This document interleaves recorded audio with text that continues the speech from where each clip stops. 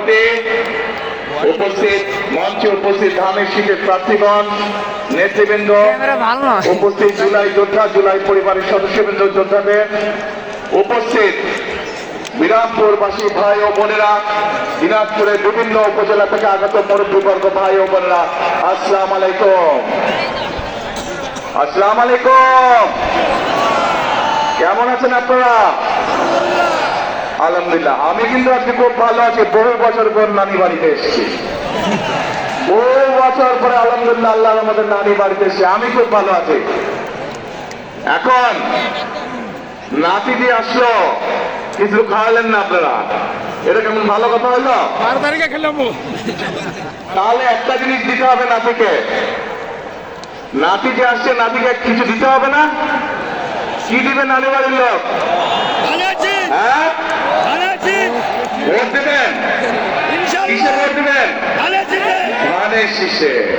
প্রিয় ভাই বোনেরা, উপস্থিত মুরব্বীবর্গ, মা বোনেরা, আজকের এই বিশাল নির্বাচনী জনসভায় আমরা সকলে এখানে একত্রিত হয়েছি। কেন একত্রিত হয়েছি আমরা? এই যে সামনের 12 তারিখে যে নির্বাচন অনুষ্ঠিত হবে, সেই নির্বাচনের বহু বছর পরে এই বাংলাদেশের মানুষ তাদের রাজনৈতিক অধিকার প্রয়োগ করবে। এই যে বললাম, এই মঞ্চের পাশে 13টি পরিবারের সদস্য এখানে বসে আছে।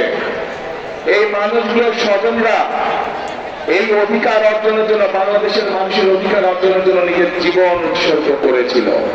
গত 16 বছরে আমাদের বহু নেতাকর্মী অত্যাচার নির্যাতনের শিকার হয়েছিল বাংলাদেশের মানুষের এই রাজনৈতিক অধিকার অর্জনের জন্য।